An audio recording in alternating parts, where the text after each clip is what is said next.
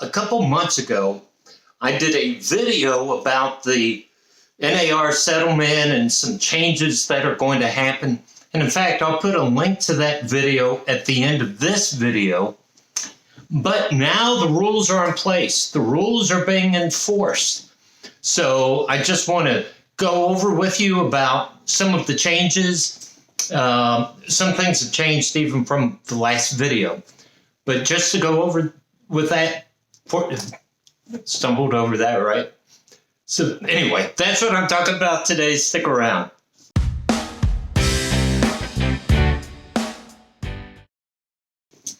Hi, welcome back. My name's Joe Brown. I'm a realtor with Century 21, List with Begans, located in South Tampa. Thank you so much for being here with me today. As I said in the introduction, if you think back several months ago, there was a lawsuit in Missouri, and so the NAR, the National Association of Realtors, made a settlement with the lawsuit, and that settlement has prompted some of the changes, some of the rule changes, and it has implications for sellers and buyers, for both. And so I want to talk about that, and it may jump. I apologize. So let's start just with the basic settlement, all right? So let's go back in time. That as a listing broker, so you hired me to sell your house. I would say to you, I charge 6% commission, 5% commission, whatever that amount is that we agree on. I charge this percent. However, I'm going to share my commission with the other broker. And that was really, and I told you I would jump around. Sorry about that. But I would put that in the MLS. So the MLS would have your house, description of the house, and then it would show what commission was being offered to the buyer broker. All that was there. Well, the lawsuit said that sellers were overpaying for selling their house. They were being overcharged. So, and NAR has denied overcharging because commissions have never been set. It's always been negotiated. So, but just to clarify that, we have some new rules in place. So, number one, let's start with the buyers. So if you call me and you say, Joe, I want to buy a house. I want to use you as the realtor. Well, number one, you and I have to enter into a formal agreement, okay? Before I even show you a house, we have to enter into a formal agreement. And this agreement is for a certain period of time. Maybe it's 30 days, maybe it's 60 days, maybe it's for a year. What determines that? You and I do. We talk. How long should I represent you, right? Now, let's say it's for 6 months. I will be your agent for 6 months. At the end of 6 months, we can renew it. Or let's say after 2 months, you say, Joe, this isn't working. I want to go with another realtor. Fine, right? You can cancel that agreement. Now, there's a caveat to that. I'll come to that. But you and I enter into a formal agreement, and we decide what compensation you're going to pay to me as your broker. So again, it is negotiated. So you as a buyer, me as the buyer broker, and you say, Joe, I will pay you 1% to be my agent. And I'll say, I don't work for that, right? So me personally, I charge 2.5%. Okay, I'm telling you up front. You don't want to use me, that's fine. I charge 2.5%. And so we enter into that agreement that you will pay me 2.5% of the purchase price for the house you're going to buy. Now, I told you you can cancel, but there's a caveat. So let's say I show you a house across the street. And then you say, this other agent, they're offering lower commission, or they're accepting the lower commission. So you say, Joe, I want to cancel our agreement. And you go to that other agent for the house I showed you. You can't do that. If you buy a house that I showed you within a time period, 30 days, 60 days, 90 days, then I'm owed that commission. It's something called procuring clause. I was the first agent to show you that house. We had a formal agreement. You owe me that commission. That's what the formal agreement is, right? So, but let's go back. You and I have a formal agreement. You're going to pay me 2.5% of the purchase price of the house. So we go look at houses. Now I'm going to switch. On the buyer's side, okay, I'm now the listing agent, and I'm working with sellers of the house. And I'm going to say, listen, I charge 2.5%. I charge 3%. I charge 3.5% to list your house as the broker. Again, who determines if it's 2, 2.5, 3, 3.5, 4? Yeah, well, the seller and the agent make that determination. But that's an agreement between the seller and the seller's agent. That is negotiated, and it's put in the contract. And then further down, it's both Section 9 and Section 10 of the Florida contract.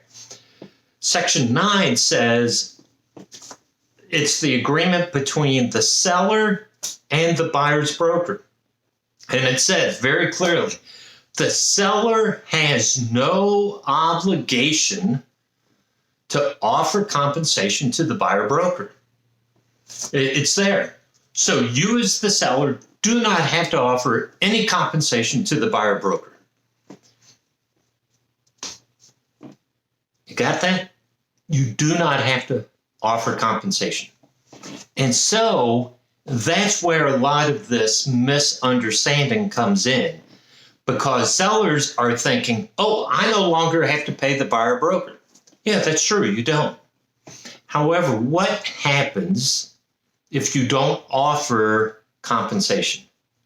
It limits the buyer pool able to afford to buy your house. So hold on to that thought. I will talk about that separately.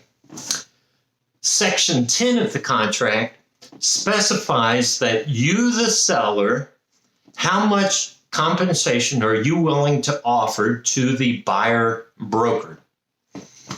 And it can be a set amount, it can be a percent, or option C is I'm offering no compensation, right? There's 3 options.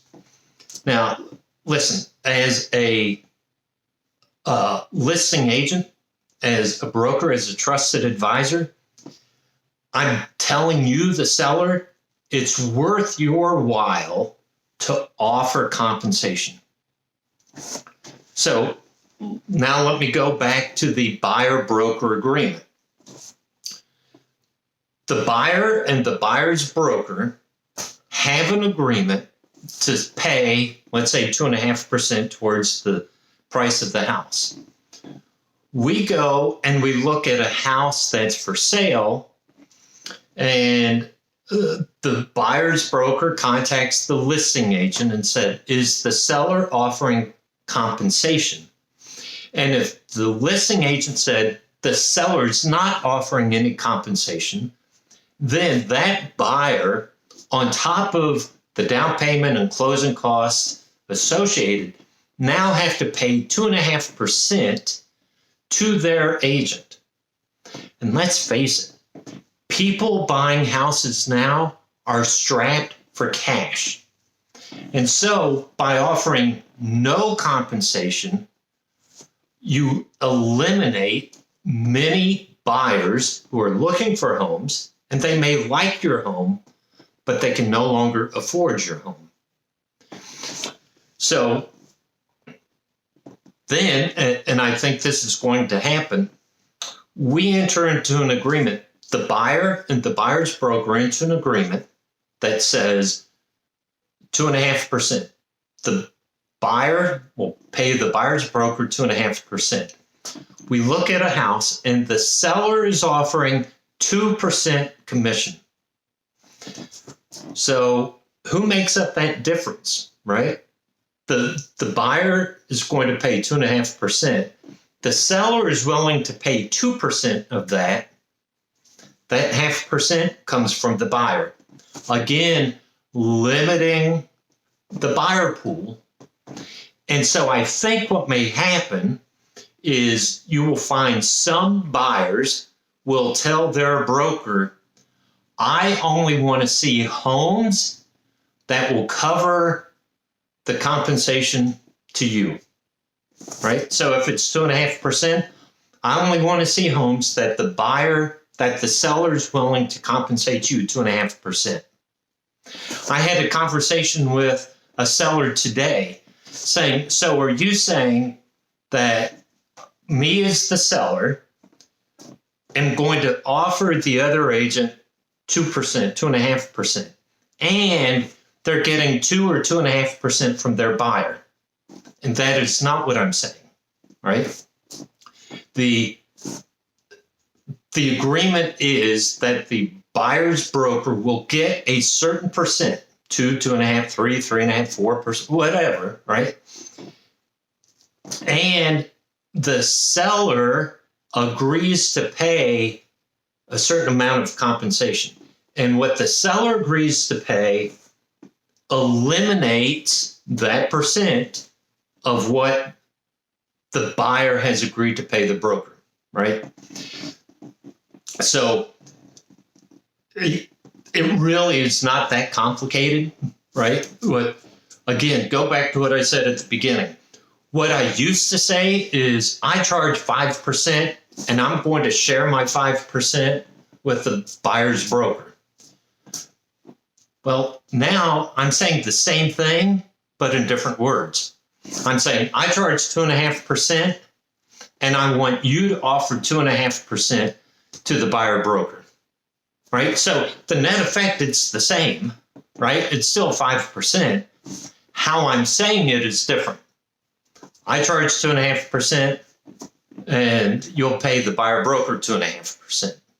Not I'm going to pay buyer broker, but you as the seller will pay 2.5% towards their compensation.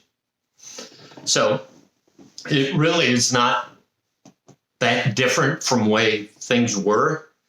There are a couple different forms that will need to be filled out. Like one of the forms is called a seller to buyer broker compensation form. So it says Joe Brown is the seller, agreed to pay, and it's left blank because we don't know who the buyer broker is. And then further down says 2%, 2.5%, whatever, right? Or a fixed amount. Agree to pay $5,000, $10,000. It can be a percent or a certain amount, set amount. And that is held, that's signed by the seller, and that is held until we get a contract offer. Then once a contract offer comes in, fill out the buyer broker's name and send it to the buyer broker for their records. So the process has changed a little bit. The net effect to sellers has not changed. The impact on buyers absolutely changes because you now have a formal agreement between the buyer and the buyer broker, right? As buyers, you used to say, oh, I'll go to this open house. Who's the agent? I'll talk to that agent. Oh, yeah, my friend's an agent. Hey, what can you do for me? Go to another open house, different agent. Oh, let's work with this agent. Well, now you agree that Joe Brown is your agent or Susie Witzigam is your agent, right? So there's that formal agreement. This person is my agent I'm going to use. So for the buyers, yes, it's a more formal contract.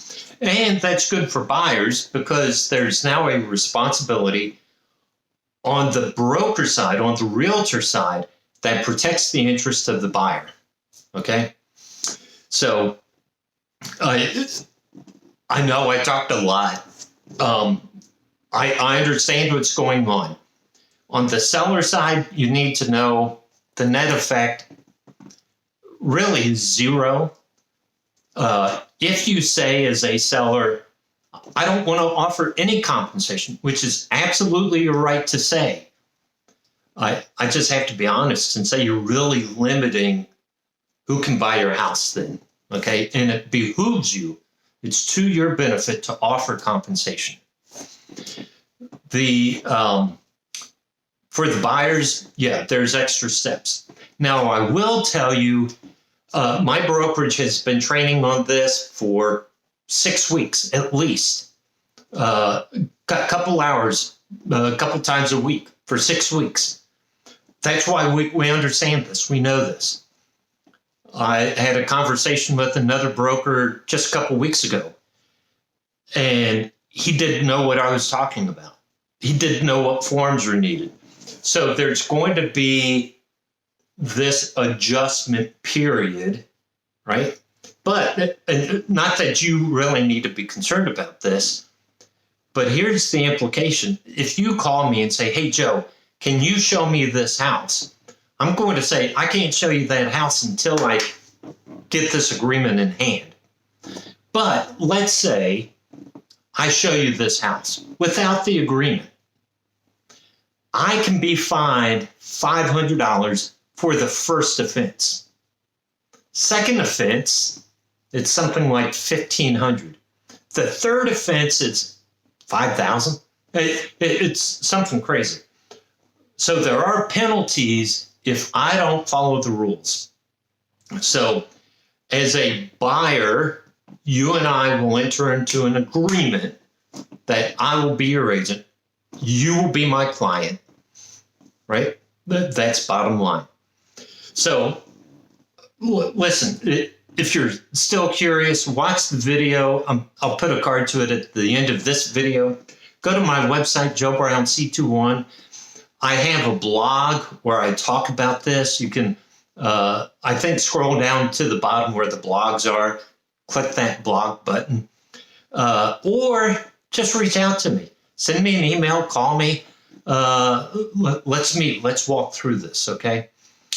If you are looking to buy a house, if you're looking to sell a house, please reach out to me. Listen, reaching out to me doesn't mean you have to use me. Let's sit down. Let's have a conversation. Go to my website, Joe Brown C21. You can search for homes. You can read my blogs. I have some custom searches there. Let's move forward. I want to be your trusted advisor. And part of that means I want you to be educated with what's going on. I know what I'm talking about. I'm here to help you through the process. Thank you very much. And until next week, take care.